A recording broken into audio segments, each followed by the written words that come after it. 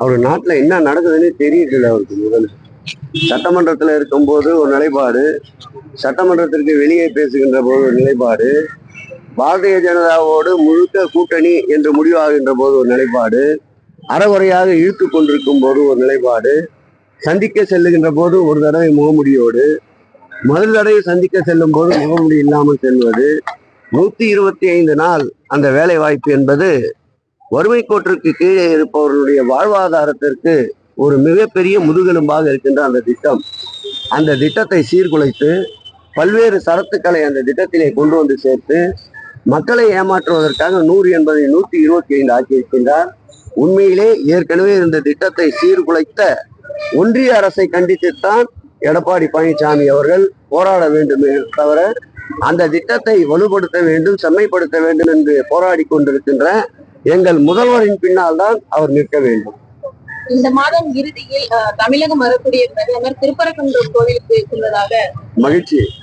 அவருக்கு கூட தமிழகத்திலே இருக்கின்ற இறைவனைத்தான் வழிபட வேண்டும் என்ற எண்ணம் தோன்றியதற்கு, தமிழகத்திலே இருக்கின்ற முருகர்கள் அவ்வளவு சக்தி வாய்ந்தவர்களாக இருக்கின்றார்கள். இவர்கள் எவ்வளவுதான் சுத்தி சுத்தி வந்தாலும் தேர்தலிலே வேலெடுத்து பார்த்தார்கள், திருப்பரங்குன்றத்திலே கையிலே எடுக்க பார்த்தார்கள், மாநாடு முருகர் பக்தர்கள் நடத்தி பார்த்தார்கள். ஆனால் என் அப்பன் தமிழ் கடவுள் முருகன் எங்கள் முதல்வரோடு தான் கைகோட்டு கொண்டிருக்கின்றார்.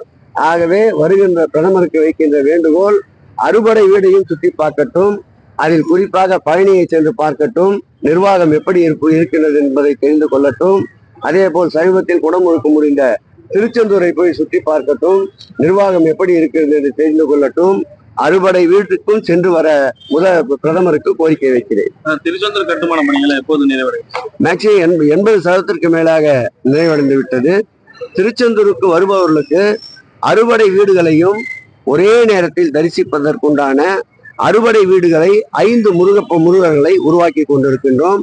நம்முடைய முதல் படை வீடான திருப்பரங்குன்றம், பழமுதிர்சோலை, திருத்தணி, பழனி அந்த திருக்கோயிலை வடிவமைத்துக் கொண்டிருக்கின்றோம். இறுதி கட்ட பணியை நெருங்கி கொண்டிருக்கின்றது. அதில் அர்ச்சகர்கள் மற்றும் பணியாளர் குடியிருப்புகள் கட்டுமான பணி தொடர்ந்து நடைபெற்றுக் கொண்டிருக்கின்றது. அந்த பணி மாத்திரம்தான் ஏப்ரல் மாதம் நிறைவேறும்.